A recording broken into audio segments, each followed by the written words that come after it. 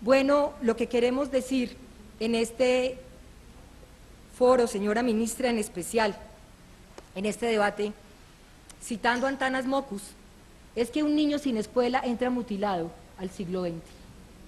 Y un niño o niña en guerra y sin escuela está doblemente mutilado. Nuestra pregunta es, ¿dónde está el Estado Social de Derecho? Bueno, ministra, en sus respuestas el año pasado, usted en la página 31 del informe, cuando le preguntamos de manera especial por qué estaba ocurriendo con la educación rural, el mismo ministerio en la respuesta que usted nos hace dice: el mayor fracaso académico del ministerio está en la zona rural. Ministra, la escuela en estos territorios no es un factor de protección para niños, niñas y adolescentes, y lo vamos a mostrar por qué. Lo que viene denunciándose de manera específica en el último tiempo, que se cruza con la ausencia de calidad de la educación, es que hay un fenómeno de tercerización de la educación, ante todo en los campos de guerra, y que la presencia del ministerio no es contundente en estos lugares. Hay una situación que es francamente alarmante, compañeros. En la ley 115 de 1994, hace cerca de 20 años, el artículo 12 preveía que podía haber insuficiencia educativa. Preveía que esa insuficiencia educativa podía resolverse vía contratación con privados, con iglesias. Pues bien, señora ministra, es que llevamos 19 años hablando de insuficiencia educativa y vamos a revisar de manera contundente cuál es la presencia que hace el ministerio a través de un decreto, el 2355, que es firmado por la ministra anterior, Cecilia María Vélez, que es la que permite, compañero Juan Valdés, hacer esa tercerización y que ha impedido que el ministerio y las secretarías de educación se tomen en serio el resolver con calidad la ausencia de educación, de manera especial en el sector rural. ¿Y qué es lo que ocurre, ministra? ¿Qué es lo que nos preocupa en este debate que nos preguntamos y lo decimos y lo repetimos? Si no hay una escuela de calidad, y lo vamos a oír en algunos de los testimonios, en estos territorios de guerra, eso se convierte a los niños en carne de cañón para los ejércitos irregulares.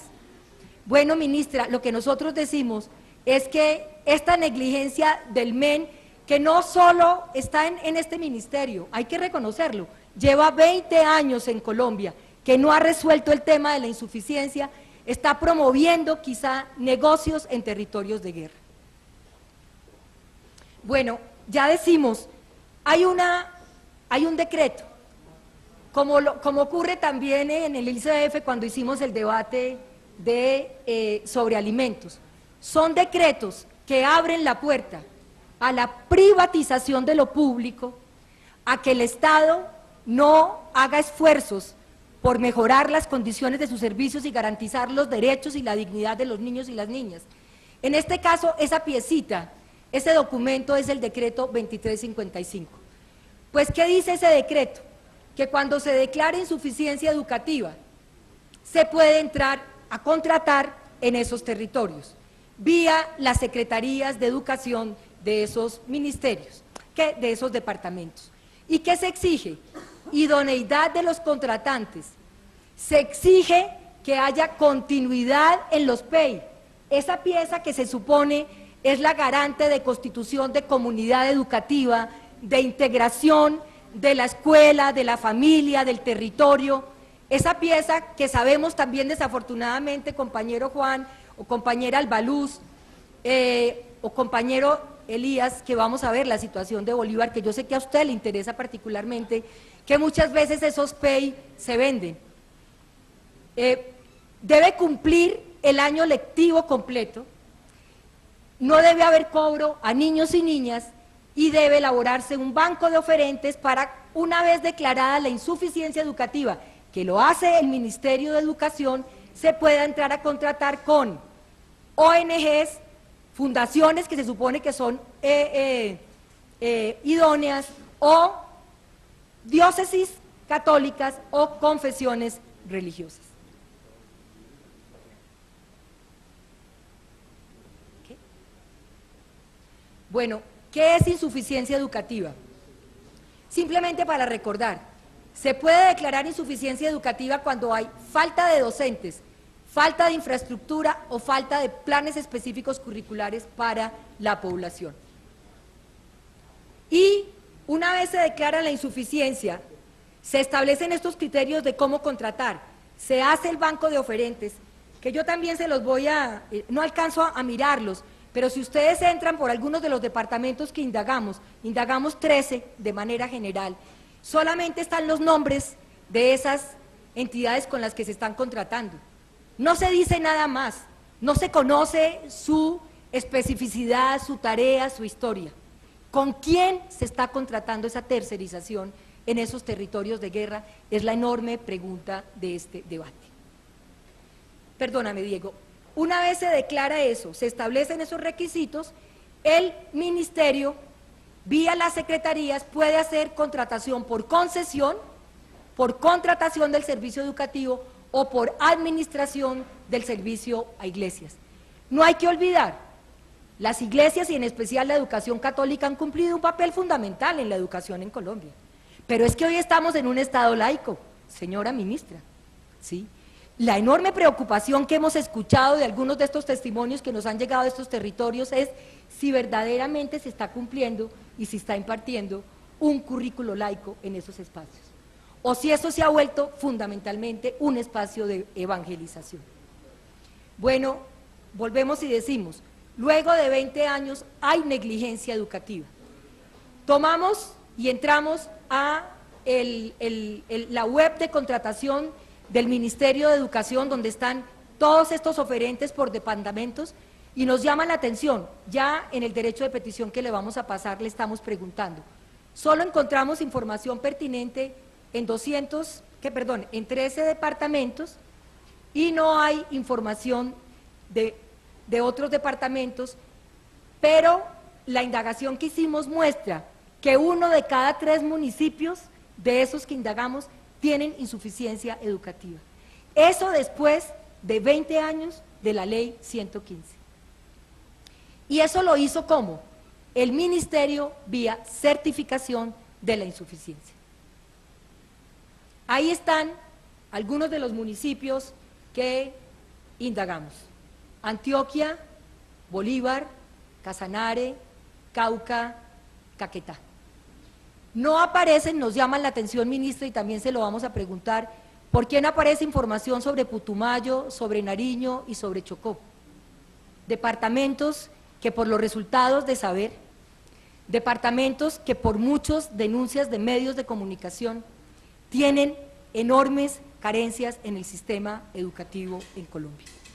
Departamentos, viceministro, donde en algunos lugares están operando, por supuesto, y son declaradas zonas de consolidación, ya lo hemos dicho, departamentos donde están, y por eso nos acompaña el representante Guillermo Rivera, quien también le pido de manera especial, señor presidente, abramos un espacio. Él hizo un debate muy importante en la Comisión Primera sobre esta situación de guerra, de manera muy específica sobre minas, y también hizo enormes demandas y exigencias tanto al Ministerio de Educación como al Ministerio de Defensa. Dale. Bueno, ¿cuáles son algunas de las irregularidades? Revisamos, también lo vamos a incorporar en nuestra propuesta. Alcanzamos a revisar, señora ministra, cerca de 65 contratos de este proceso de tercerización. Del Amazonas, de Bolívar, de Casanare, del Cauca. Y aquí hay un listado de irregularidades. Se dice en ese famoso decreto que hay que definir el número de estudiantes a atender para poder saber el costo con base en la canasta educativa. Se dice que fundamentalmente se debe apoyar los docentes y que solo se puede contratar docentes, y usted lo sabe, señora ministra, en lugares donde no hay docentes del sector oficial. Se dice que tiene que tener un contrato completo del año lectivo. Pues vamos a ver cómo no se están cumpliendo esas exigencias. Y otra cosa, señora ministra, de las denuncias que hemos recibido, es que dice que en esos contratos se están, en algunos casos, cobrando a los niños y niñas por distintos servicios. Vamos a ver ahora en la denuncia que nos llega de Bolívar, que se incluyen pasajes aéreos y que en algunos casos el anticipo que se da por esos contratos es del 95%.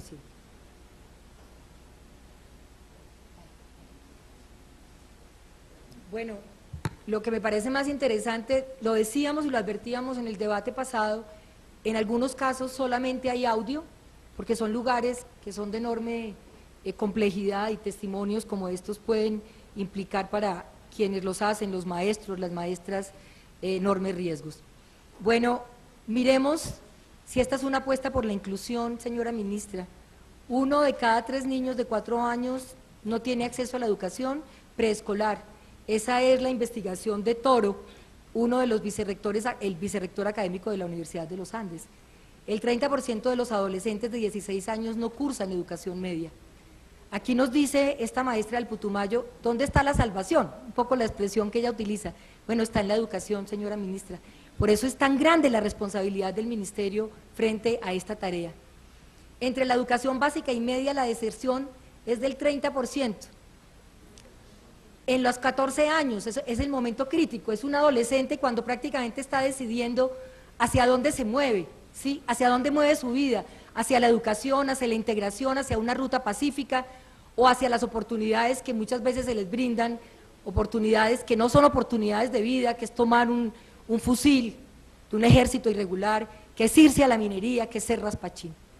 Bueno, y con todo esto, ¿qué está pasando con la educación? Esa es la gran pregunta que tenemos. Dale. Vamos a centrarnos en el sur de Bolívar. Ministra, hubiéramos podido traer muchos más datos, pero por el tema de tiempo no podemos. Esta es una denuncia que se viene haciendo en este territorio, usted la conoce, porque las organizaciones con las que hemos hablado dicen que se han reunido varias veces en el Ministerio de Educación con el gobernador de Bolívar, y el doctor Gozaín, creo, y el tema no se resuelve, señora ministra. Hay 2 situaciones en este momento francamente alarmantes, esta que vamos a presentar y lo que está ocurriendo en el Caquetá. Vamos con esta. Bueno, no. Vamos a centrarnos en el sur de Bolívar, representante Elías Rat, a usted le interesa. Son 11 municipios los que están presentando este problema: Norosí, San Pablo, Simití, San Jacinto del Cauca, Santa Rosa del Sur, San Martín de Loba, Tuquicío, Montecristo, Morales y Cantagallo. Bueno, allí, en este momento, prácticamente se está negando el acceso a una educación con calidad por parte de acerca de 17.641 niños y niñas que no tienen derecho a la educación. Nos dicen que ha habido 3 reuniones con el Ministerio de Educación y que la situación viene empeorando. Nos cuentan que recientemente, representante Rivera, estuvieron parados esperando la reunión con el gobernador Gozaín y se reunieron con él a las 12 de la noche porque se negaron a moverse de ahí. Y ahí está el costo, es que no es menor, representante Gloria Estela, lo que se está contratando en estos territorios. Bueno, ¿qué ha pasado? ¿Cuáles son los elementos que nos llaman la atención? Ministra, tercerizar la educación, no solo por ausencia de infraestructura, es un elemento de privatización. Si le concedo una interpelación al doctor Didier. Doctor Ángel, ¿me explica ese cuadro, por favor? Ah, ya, quedó. El cuadro, estos son los municipios de los cuales hemos recibido denuncias, ¿sí? Es el número de niños, quedó con 3 ceros, Diego, tengo que quitarle. No, es 17 Le mil. sobran 3 ceros. No, excusen esos 3 ceros. No, para impresionar, no, es un debate de digitación que pedimos que nos excusen. Pues todos sabemos, quienes conocen el territorio, que no puede haber 17 millones. Ese es el número prácticamente de niños, niñas, adolescentes en Colombia, representante Dider. Que sí, son 3 reuniones, pero pues pedimos excusas. Es un pequeño detalle. Hubo una contratación, vamos a contar cómo es el debate, tenemos un video. Por ese valor, sí. 14.886.340 millones de pesos. 14.886.400 millones de pesos.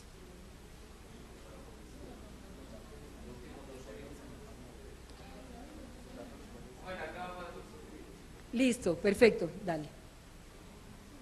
Bueno, ahí, ¿qué es lo que vemos que se produce?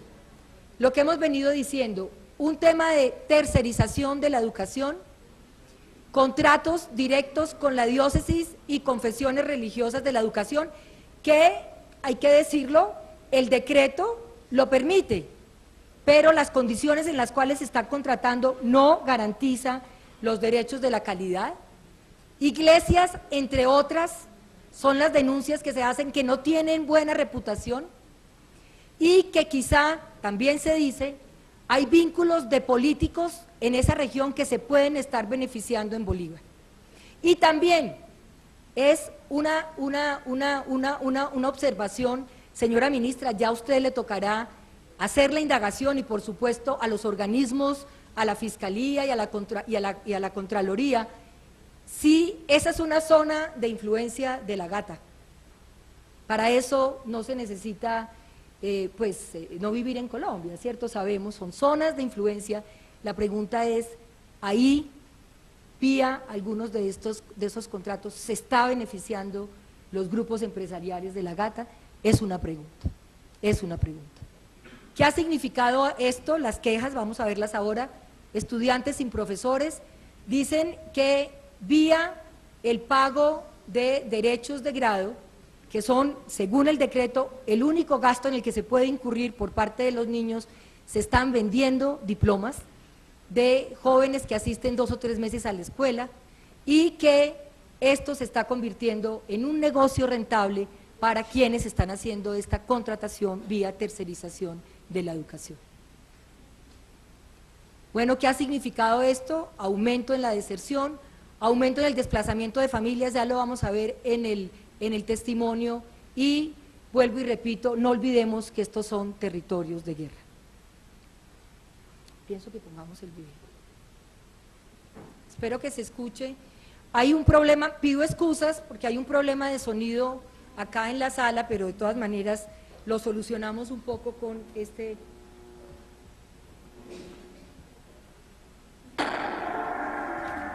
A través del contrato número 276, firmado el 1 de marzo de 2013, la Gobernación de Bolívar entregó la administración, coordinación y organización del servicio público educativo en los establecimientos del departamento del sur de Bolívar, para atender una población de 17.641 estudiantes que se encuentran en edad escolar, por un valor de 14.886.340.000 pesos.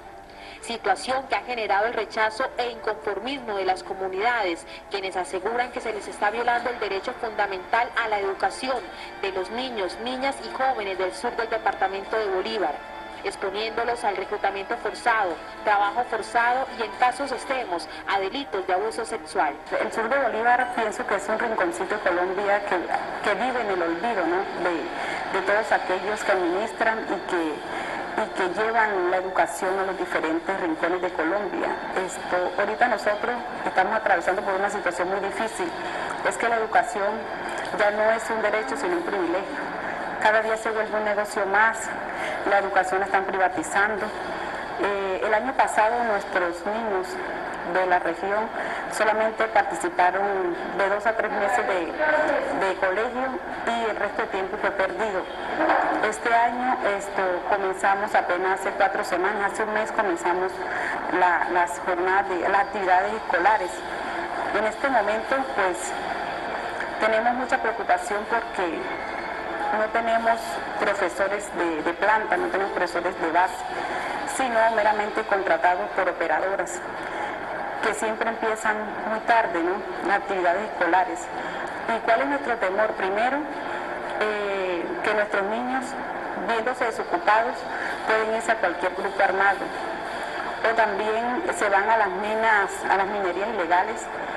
Son trabajos muy forzados para ellos, y hacemos el llamado que por favor, por lo que más quieran, le presten más atención a la educación, que no se pongan a buscar intermediarios, que no sigan negociando más con la educación, porque la educación es un derecho más no un privilegio. El problema aquí es que nosotros no entendemos cómo una institución que ha sido, o sea, que toda la parte física ha sido conseguida y construida por la comunidad, se entregue hoy en día a un operador privado para que parta la educación. Entonces, yo no entiendo cómo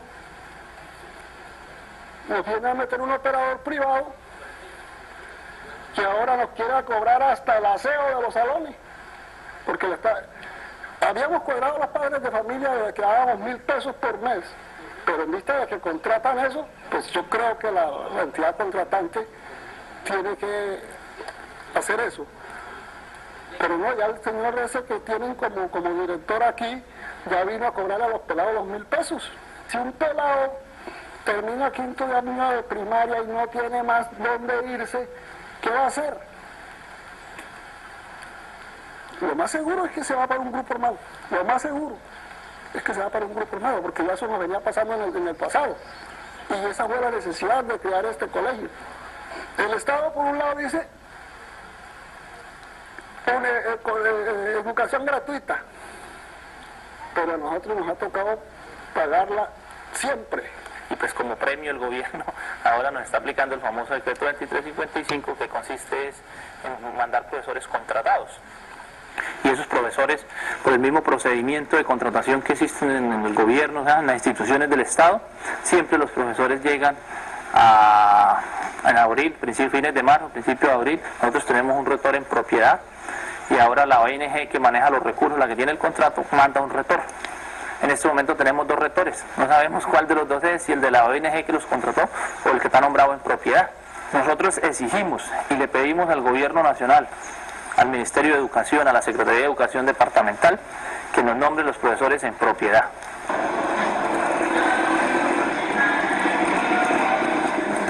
Casas o internados campesinos, estrategia comunitaria para proteger a los niños, niñas y jóvenes del reclutamiento forzado, que han sido construidas e implementadas con recursos aportados y gestionados por las comunidades de la zona, y que al parecer quedarían a la deriva sin un doliente institucional visible debido a la tercerización de la educación.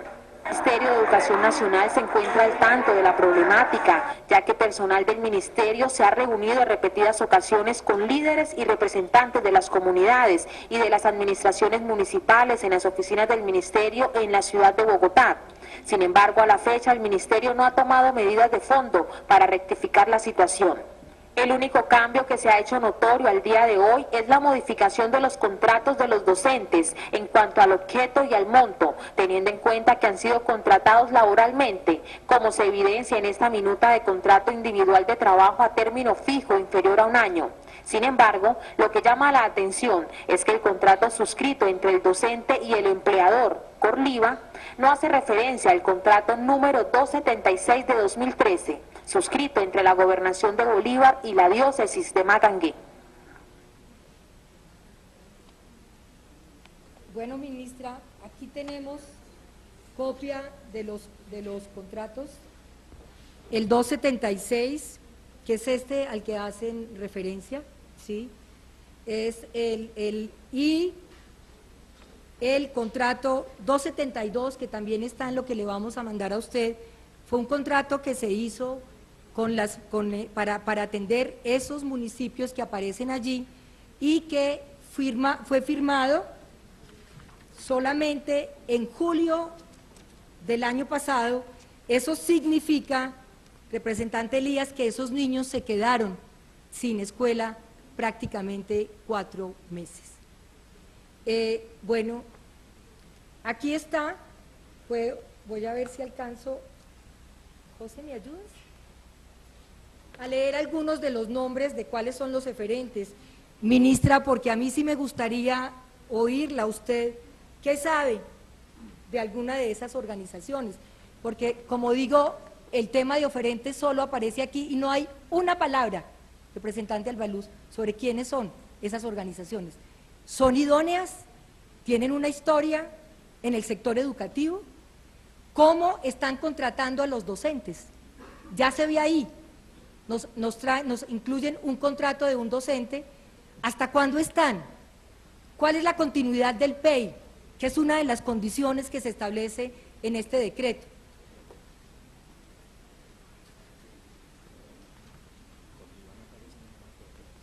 No, pues no voy a leer. Voy a leer. Con la venia de la doctora Ángela, doctor Juan Valdés. Presidente, un saludo muy especial a todos. No, simplemente es que me sorprende demasiado cuando la colega Ángela María Robledo dice que no aparecen las instituciones. O sea, No listado de aparece la naturaleza de oferentes las supuestamente de instituciones. ser público por toda la normatividad vigente. Entonces, ¿no existe eso público? La pregunta. Hay departamentos que nos preguntan, por ejemplo, Putumayo, uno entra a mirar cómo está el tema de tercerización, no hay información. Uno se pregunta si es que no hay tercerización, porque no sabemos. Gracias, en el caso de doctor. Chocó, y yo te invito, aquí está el dato, en Bolívar, tú entras al sitio de Bolívar y encuentras cuáles son los oferentes. Es un listado, no hay mayor información sobre cuáles son las organizaciones. Esa es la pregunta que yo le quiero hacer a la ministra. Dado que hay una tercerización, dado que, por eso digo, yo sé que aquí hay una corresponsabilidad con la Secretaría, en el caso de Bolívar con la Secretaría de Gobierno, en el caso de Antioquia con la Secretaría de Gobierno de Educación de Antioquia, pero la pregunta es, aquí hay una responsabilidad del Ministerio de Educación. ¿Cómo se está asumiendo esa responsabilidad? Hay denuncias, ministra, y seguramente a sus funcionarios se lo han dicho, vuelvo y repito, que en estos territorios, tomo Bolívar, dicen que hay empresas del sector de la gata. Es una presunción, yo no estoy acusando, es una presunción. Se están beneficiando vía estos contratos. Es la pregunta, es la pregunta. Bueno, pues ya vimos que el cierre de brechas parecería un solo discurso. El tema de focalización en población indígena, ministra, también, ahí sí que hay deudas frente del Ministerio de Educación. Aquí está, yo ya prácticamente, representante Romero, estoy terminando, simplemente recordar, ministra, y yo me imagino que usted se va a desplazar a Florencia, Caquetá. Los medios de comunicación han venido registrando en los últimos días,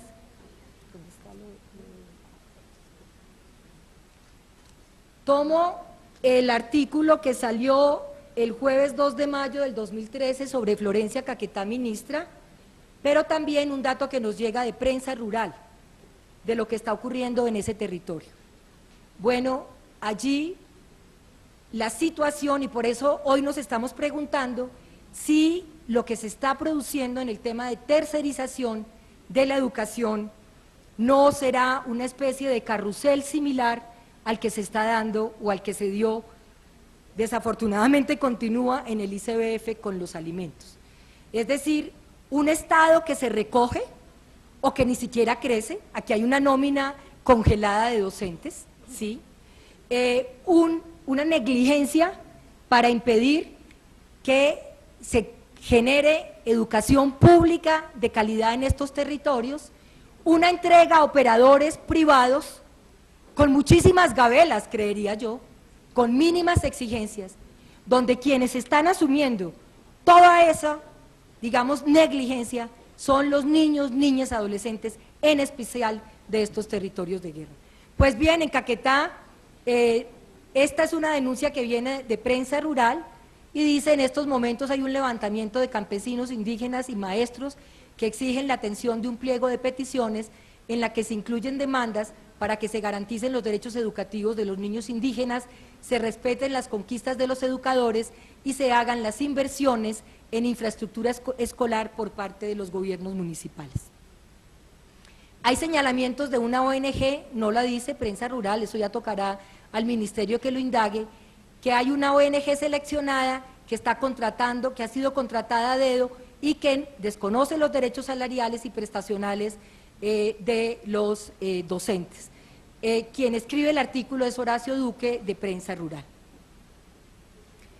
Bueno, también el artículo de El Espectador señala que a la fecha, señora ministra, hay 9.500 estudiantes que no han iniciado las clases, que parte de la protesta de los indígenas es porque la oferta que se está haciendo es fundamentalmente vía la tercera modalidad, que es una de las maneras para resolver la insuficiencia educativa, recordémosla, que es a través del modelo educativo por confesión religiosa, y que hay un desconocimiento del elemento étnico, que es un principio constitucional a que las comunidades indígenas elaboren su propuesta curricular, tengan sus docentes y hagan sus procesos educativos, por supuesto con calidad, por supuesto en relación con el mundo, pero que haya una representación.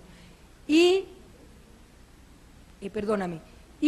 decir entonces, ministra, que yo sí quisiera de manera específica que nos respondiera qué es lo que está pasando en este sentido.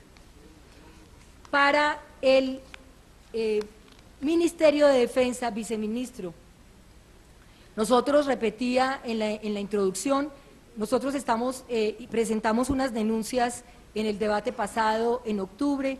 Yo quisiera saber cuáles son los avances que se han dado en relación con la circular cero tolerancia frente al tema de violencia sexual en estos territorios. Hay que recordar lo siguiente: hay un informe que fue presentado en Ginebra hace 2 meses, un mes y medio quizá, donde estuvo el vicepresidente Garzón y estuvo el ministro Carrillo. En ese informe frente a Ginebra del cumplimiento de derechos humanos, hay un informe que presenta el gobierno y siempre hay un informe alterno. Luego se concilian y salen unas recomendaciones. Pues bien, usted lo debe saber, ministra de Educación y viceministro de Defensa, y también doctor Eder. Ahí se coincide este informe con el informe que presenté el año pasado de Naciones Unidas, representante Rivera, específicamente referido, Consejo de Seguridad de Naciones Unidas, al tema de niñez y la guerra. En ese informe de Naciones Unidas, con una ratificación a principios del año, en este informe de Ginebra y en la visita de la delegación de la Corte Penal Internacional, hay una observación común para las organizaciones del gobierno que aquí nos acompañan. La primera, se encuentra que no ha habido una voluntad política resuelta, sistemática y concreta para evitar el reclutamiento forzado de niños, niñas y adolescentes, para evitar la violencia sexual y para garantizar de manera especial los derechos de los niños y las niñas en estos territorios de guerra. Y de manera específica para el Ministerio de Defensa se hacen 2 recomendaciones, viceministro, que usted la debe recordar. Una, todo lo que tiene que ver con las disposiciones de las escuelas en territorios de guerra y tiene que ver con el debate del representante Rivera, y por el otro lado, con el desarrollo y el despliegue de la circular, en las que ustedes dicen que hay cero tolerancia de violencia sexual de integrantes de las fuerzas militares frente a estos territorios de guerra. En el debate, aquí también escuchamos, hemos citado a la ministra, pero también escuchamos al coronel Juan Carlos Gómez, hace cerca de 6 meses. Y el coronel textualmente dice lo siguiente: el coronel dice, bueno, estoy aquí, estoy delegado, estamos dispuestos a arrancar esta tarea, pero señala coronel Gómez, que esta es una tarea que está en estado embrionario, que de verdad están comprometidos con una política que materialice el respeto de los niños, niñas, adolescentes y también de las mujeres. Que usted presenta excusas de lo que ha ocurrido con algunos miembros de las fuerzas militares y que van a adelantar tareas específicas frente a eso. Al día siguiente de mi debate, o a los 2 días, representante Rivera, estaba con usted, me llamó el coronel Juvenal Díaz Mateus, de la Brigada 27, y me dice, representante, vi el debate, vi las denuncias que salieron en El Espectador, yo quiero expresarle mi voluntad de que vamos a empezar las tareas. Yo quisiera, quien viene delegado por el general Navas, que nos diga cuáles son las tareas que de manera específica se están haciendo en estos territorios. Nosotros presentamos denuncias de Putumayo, de Casanare y de Arauca. ¿Cuáles son esas tareas concretas y específicas que se están haciendo para evitar estas condiciones? Y simplemente para decir, por supuesto, en este debate de sacar los niños, las niñas y los adolescentes de la guerra, por supuesto que aquí hay una denuncia a las FARC, que aquí hay una denuncia a los paramilitares, y que el día que este tema de víctimas, que ya vamos a empezar a trabajarlo en estas mesas, y que en ese debate que hicimos, en esa audiencia pública el 24 de febrero, les exigimos que sacaran a los niños y las niñas de la guerra. Por supuesto que el debate también es con ellos, pero hoy es aquí con la institucionalidad colombiana. La pregunta es, ¿cuántos WICDIS tenemos? Tenemos miles de millones de WICDIS, pero que en cualquier momento, por cualquier circunstancia, abandonan esa travesía y toman caminos que son absolutamente oportunidades, no de vida, sino reales condiciones de muerte. Ese es el sentido de este debate. Eso es lo que yo quisiera escuchar de manera concreta y específica. ¿Qué está pasando con el tema de tercerización, señora ministra? Y de manera específica y concreta, ¿cuáles son las acciones que el Ministerio está adelantando para evitarlo?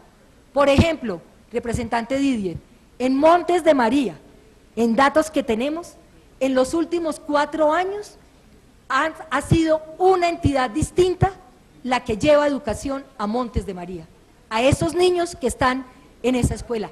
4 entidades distintas. ¿Qué educación les podemos estar ofreciendo en ese momento? ¿Cuál es la tarea que estamos haciendo en ese momento? El Ministerio de Educación debe priorizar, por supuesto que el Ministerio de Educación es para todos los niños, niñas y jóvenes en Colombia, pero aquí hay un principio que es equidad, que es un principio constitucional, que no lo estamos garantizando y que está a nuestro alcance, que está en nuestras manos y que está desde la perspectiva de la voluntad política. Quiero referirme entonces a los distintos temas que ha planteado la doctora Ángela en el presente debate, siguiendo más o menos la misma línea que ella presentó para el desarrollo del mismo. El debate está principalmente focalizado en la educación en el sector rural y las grandes brechas que por supuesto han sido identificadas, que obviamente compartimos desde el Ministerio de Educación Nacional. Tenemos grandes dificultades en la educación rural, en materia de cobertura, en materia de calidad, en materia de deserción. Y precisamente la política de este gobierno, el presidente Juan Manuel Santos, está focalizada principalmente en materia educativa para cerrar esas grandes brechas de inequidad que existen entre unas instituciones educativas y otras, entre unas poblaciones y otras, y entre unas regiones y otras, y de manera particular entre el sector urbano y el sector rural. Es por ello entonces, y me ratifico en lo que presenté en la sesión anterior, que toda la política está focalizada hacia cerrar esas brechas. En materia de calidad, hemos focalizado todos nuestros programas precisamente para cerrar las brechas frente al sector rural. Estamos desarrollando el programa Todos a Aprender, que es una iniciativa sin antecedentes en el sector educativo colombiano. Gracias a este programa estamos llegando a 2.350.000 niños, en su gran mayoría del sector rural, con un programa de atención integral que busca mejorar la calidad de la educación, principalmente en los niños de la básica primaria. Hemos entregado más de 9 millones de textos de matemáticas y lenguaje a los niños y a sus maestros. Hemos ya seleccionado 3.000 maestros, los mejores de Colombia, que están acompañando a las escuelas en el sector rural para que los docentes de estas escuelas puedan mejorar sus prácticas y sus competencias en el aula de clase. Igualmente, estos niños han sido priorizados para que les llegue la alimentación escolar, el transporte escolar, y también han sido priorizadas estas escuelas para llegar con infraestructura tecnológica y con formación docente. Pero las brechas, doctora Ángela, son enormes y los retos que todavía tenemos por superar, por supuesto que son enormes. Pero la política, insisto, está focalizada para cerrar esas brechas entre el sector urbano y el sector rural. Usted mostraba ahí una gráfica que es tremendamente preocupante, donde se muestra la brecha que existe en materia de cobertura entre el sector urbano y el sector rural. Y eso es así como usted lo muestra. Lo que pasa es que esa gráfica está al año 2010. Si usted la actualiza con las cifras del año 2012, podemos ver que ya estamos empezando a dar los primeros resultados. Se ha disminuido la brecha en cobertura entre el sector urbano y el sector rural. La brecha estaba en el año 2010 en 15 puntos entre el uno y el otro. 2 años después, con un esfuerzo absolutamente extraordinario, ya hemos cerrado esa brecha en 2 puntos. Hoy la brecha está en 13 puntos. Y por supuesto tenemos que seguir avanzando porque no debe existir ningún tipo de brecha en ningún sentido en materia educativa entre los niños que estudian en la ciudad y los niños que estudian en el campo. Reitero lo que dije en la sesión anterior, nunca antes, como en este gobierno y gracias a la implementación de la política de gratuidad, le habían llegado tantos recursos a nuestras instituciones educativas oficiales. El año pasado les giramos 520.000 millones de pesos a las instituciones educativas oficiales de Colombia. De esas instituciones educativas oficiales, esos 520.000 millones de pesos representan un crecimiento de más del 120% de lo que se les giró a ellas mismas en el año inmediatamente anterior, en el año 2011. Y esos recursos que se giraron, concepto de gratuidad, sin antecedentes en la historia del sector educativo colombiano, el 33% más o menos está dirigido a atender la gratuidad de los niños y de los jóvenes que estudian en el sector rural. Entrando ya en materia, en lo que usted ha planteado de manera particular, lo que está sucediendo en algunas entidades territoriales desde el punto de vista de contratación de la prestación del servicio, es bien importante tener en cuenta cuáles son los antecedentes normativos que se tienen en el sector para garantizarle a los niños y a los jóvenes de Colombia el derecho a la educación, a una educación de calidad. La Ley 715 y posteriormente la Ley 1297 de 2009, que fue desarrollada después por el Decreto 2355 del año 2009, al cual usted hizo referencia, establece que precisamente para poder garantizar el derecho a la educación a todos los niños y jóvenes de nuestro país, en el evento en que la educación oficial, la planta oficial de maestros oficiales no sea suficiente para prestarle el servicio educativo a los niños y jóvenes en el territorio, se puede entonces entrar a contratar la prestación del servicio educativo bajo diferentes modalidades con instituciones educativas de naturaleza privada, sin ánimo de lucro. Porque ante todo y por sobre todo lo que busca el legislador es garantizarle el derecho a la educación de nuestros niños y de nuestros jóvenes. ¿Quién tiene la responsabilidad de ejercer esa contratación? Usted ahí bien lo presentó muy bien, también cuáles son los prerequisitos que se exigen para poder entrar a contratar la prestación del servicio con una institución educativa de naturaleza privada. En primer lugar, hay que elaborar un estudio técnico de insuficiencia. ¿Ello qué quiere decir? Tiene que demostrar la entidad territorial que la infraestructura educativa oficial, tanto física como de maestros, como de administrativos, no es suficiente para atender el volumen de niños en esa entidad territorial. Y solamente ahí, cuando se alcanza una matrícula mínima, es ahí cuando se puede entonces, por parte de la entidad territorial correspondiente, la certificada, entrar a contratar con terceros con instituciones educativas, cumpliendo unos requisitos en materia de calidad, la prestación del servicio educativo. Usted decía, y lo expresó, tome una atenta nota, de que el Ministerio, vía Secretaría de Educación, hace la contratación. Eso no es así, doctora Ángela. No es el Ministerio quien contrata vía Secretarías de Educación la prestación del servicio educativo, porque desde la Constitución misma de Colombia y además desde la Ley 715 se estableció que la administración de la educación en Colombia se hace de manera totalmente descentralizada.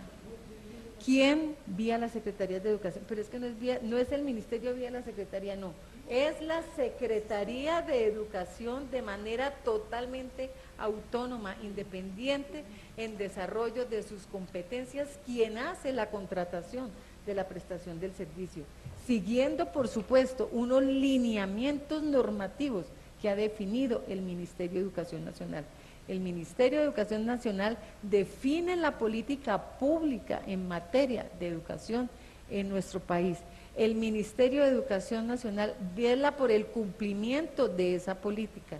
El Ministerio de Educación Nacional distribuye los recursos a las entidades territoriales certificadas para que administren la educación. En consecuencia, los responsables de la prestación del servicio educativo en Colombia son las entidades territoriales certificadas. Llámense las 32 gobernaciones, los 32 gobernadores con sus secretarías de educación y los 62 municipios que son municipios certificados. Son ellos, los mandatarios locales, los que tienen la responsabilidad legal que emana desde la misma Constitución de administrar la prestación del servicio educativo en cada uno de sus territorios. Por consiguiente, los responsables únicos del proceso de contratación de la prestación del servicio educativo son las entidades territoriales certificadas. En este caso en particular, el gobernador del departamento con su Secretaría de Educación. Entrando entonces en materia, en lo que tiene que ver entonces particularmente con el departamento de Bolívar, donde la situación es bastante crítica, quiero informarle a los señores y señoras representantes que precisamente porque debemos nosotros velar desde el Ministerio de Educación Nacional porque se preste de manera eficiente y oportuna la prestación del servicio educativo en nuestro país. El año pasado, por primera vez en la historia del sector educativo colombiano, doctora Ángela, se contrató por parte del Ministerio una auditoría de carácter censal. Las auditorías que se hacían desde el Ministerio en años pasados eran auditorías que se hacían de manera aleatoria, pero no de carácter censal. Por primera vez en la historia del sector educativo, el Ministerio contrata una auditoría de matrícula precisamente para verificar en cada entidad territorial, en cada municipio, en cada departamento, en cada institución educativa, la matrícula que estaba siendo atendida en cada institución educativa. Y también se hace una auditoría para la contratación de la prestación del servicio. Producto de esta auditoría contratada por el Ministerio y también de la labor de depuración que empezaron a realizar las secretarías de educación de sus sistemas de información de matrícula, al final del proceso se depuró el sistema de información de matrícula de nuestro país en cerca de 479,000 estudiantes. Estudiantes que o no existían o estudiantes que fueron depurados por inconsistencias directamente por las propias entidades territoriales. ¿Por qué fue tan importante este ejercicio? Y todo ello apunta precisamente a administrar de manera eficiente los recursos públicos con los cuales se financia la educación. ¿Y por qué fue tan importante? Porque ya usted sabe que con base en la matrícula se toman todas las decisiones del sector. Se definen los recursos que se le gira a cada entidad territorial por niño atendido. Se define la planta docente, cuántos maestros requiero yo en el departamento de Bolívar para atender la matrícula en el departamento de Bolívar. Se definen los administrativos, se definen la alimentación escolar, se define el transporte escolar, se define la compra de textos, en fin, todas las decisiones en el sector tienen como base y fundamento la matrícula asociada a cada institución educativa y a cada entidad territorial certificada. Pues bien, esta labor de auditoría nos arrojó entonces cuántos niños se estaban atendiendo en cada departamento, en cada municipio, y ahí se definió entonces sobre la base de los niños cuál era la planta docente que se requería en cada entidad territorial y entre otras cosas. Y es ahí entonces donde hoy las entidades territoriales tienen información absolutamente confiable para saber a partir de qué matrícula y teniendo en cuenta la planta docente que tienen asignada, a partir de qué matrícula es que pueden entonces entrar a contratar la prestación del servicio con instituciones educativas privadas. Quiero decirle, doctora Ángela María, también que producto de esta auditoría, que tuvo ambos componentes, componente de matrícula, pero también de contratación con privados, toda esa información con sus hallazgos, con sus inconsistencias, fueron puestas en conocimiento de la Procuraduría General de la Nación, de la Contraloría General de la Nación, para lo de su competencia. Mi responsabilidad como Ministerio de Educación va precisamente hasta poder identificar cómo se están implementando las normas que regulan la prestación del servicio, pero ya lo que tiene que ver con sanciones disciplinarias, con sanciones penales y obviamente con sanciones de carácter fiscal, pues obviamente son competencia de los organismos de control y de vigilancia. Toda esta información fue puesta en conocimiento y gracias a estas auditorías que hemos hecho, hoy hay más de 8 mandatarios, exmandatarios, unos alcaldes, otros gobernadores que fueron sancionados por la Procuraduría General de la Nación por más de 13 años para poder volver a ejercer cargos públicos. Gracias a las auditorías del Ministerio de Educación tenemos ya hallazgos fiscales que ha anunciado la señora Contralora General de la Nación que superan los 200.000 millones de pesos. Esa es la forma entonces como hemos venido nosotros cumpliendo con nuestras funciones de velar porque las normas que regulan el sector, la forma como se contrata la prestación del servicio en los eventos en que ello es necesario, pues se haga de manera eficiente, de manera transparente y atendiendo las normas que rigen el sector. Usted lo preguntaba además con mucha preocupación y ahí mostró el contrato particular, el 272 de 2012, que fue suscrito por la gobernación de Bolívar con un prestador del servicio. Y usted decía que no cumplía con los requisitos exigidos y de verdad que yo sí le agradezco mucho que me dé copia de ese mismo contrato porque obviamente procederé a revisarlo y si no cumple con todas las normas establecidas, pues seré yo la primera, la que inmediatamente le dé traslado para la correspondiente investigación, bien sea administrativa, bien sea penal o bien sea de carácter fiscal, a las entidades de control. De manera concreta, sur de Bolívar. Este es un tema absolutamente crítico.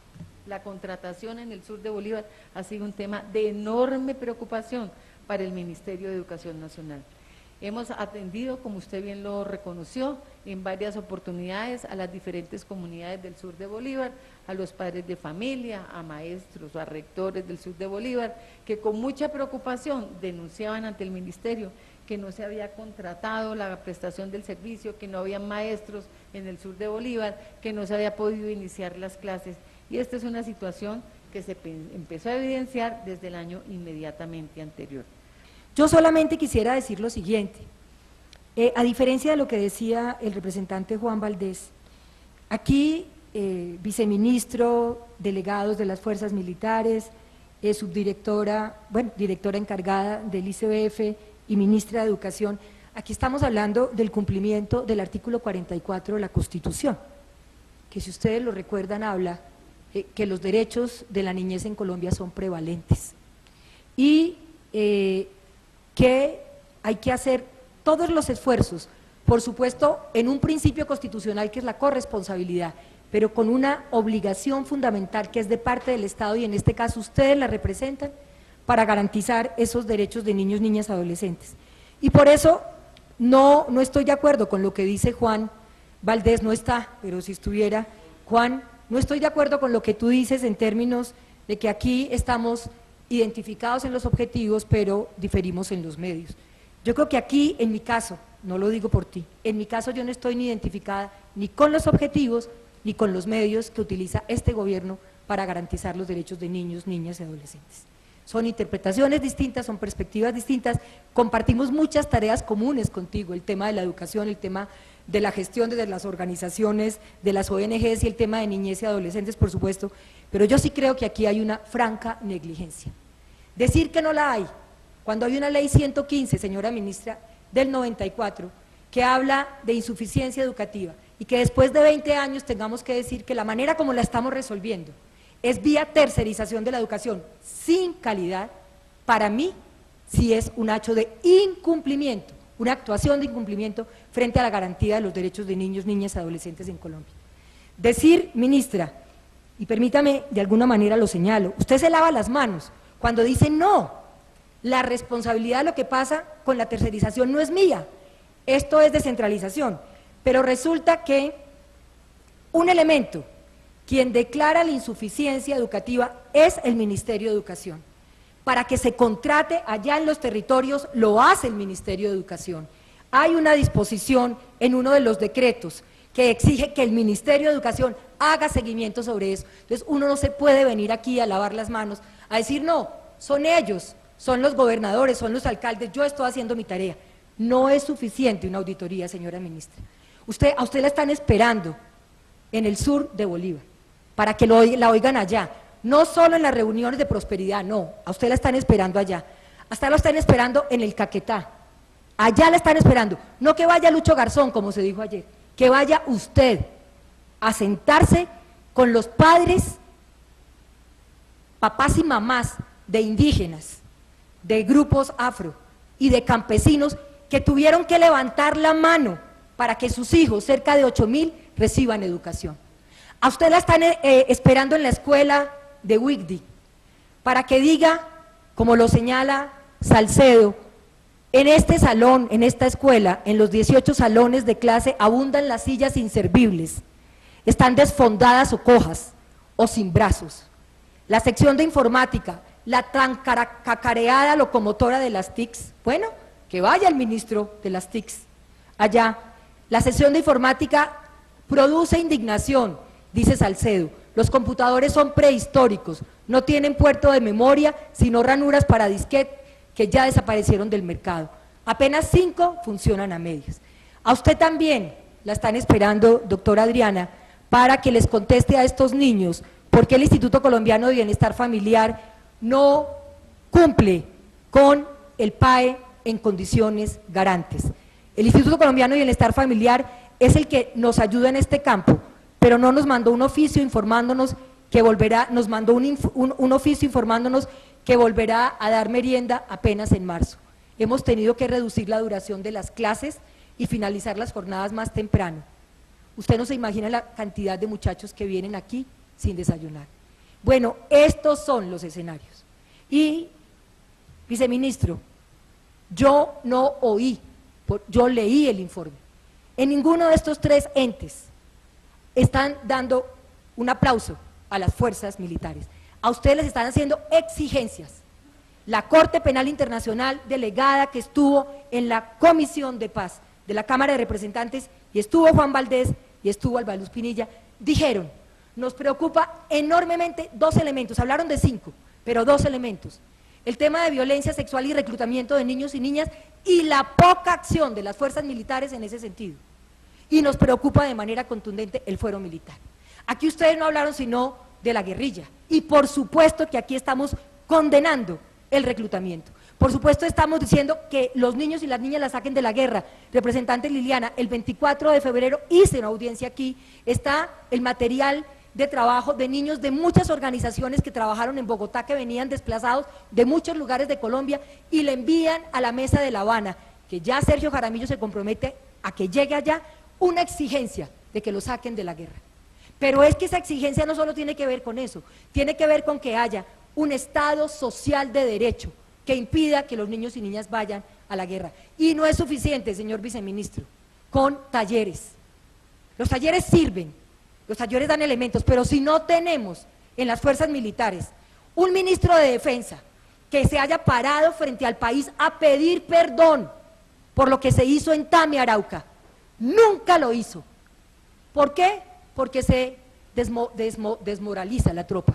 Se lo pregunté un día cuando fui a votar en contra del fuero militar, le dije, ministro, si usted se para aquí para decir que esto no va a volver a ocurrir en Colombia, puedo, digamos, entrar y mirar con mucho más claridad y contundencia qué es lo que se está haciendo en el tema de derechos humanos desde las fuerzas militares.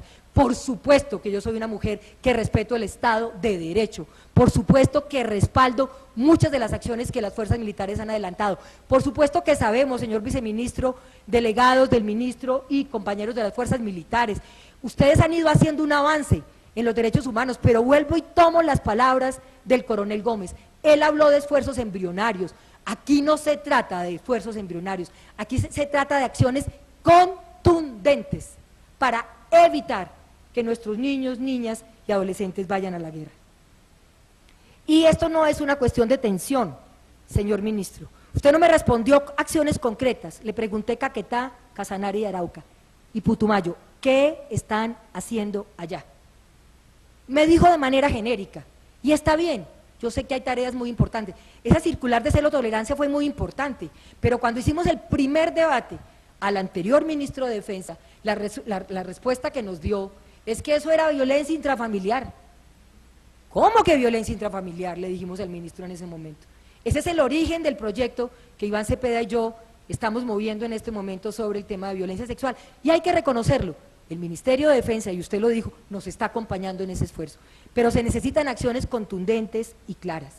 Y lo de las zonas de seguridad, yo no solo, hemos estado no solo en Caquetá, en Putumayo, yo me recorrí con una delegación de la Comisión de Paz del Congreso, de la Cámara, Cauca, y estuvimos mirando en zonas como Caloto, y estuvimos viendo escuelas donde después de impactos de la guerra, de fuego cruzado entre paramilitares y ejército, o entre guerrilla y paramilitares, hay escuelas, señora ministra, todavía destruidas, que dicen no hay recursos, y le preguntamos a la rectora y dice no, es que el ministerio dice que es el departamento, y el departamento dice que eso lo arregla el ministerio. Pues bien, yo quiero agradecerles, yo por supuesto reconozco las cosas que hay en avance, pero estoy de acuerdo con lo que decía Juan para terminar.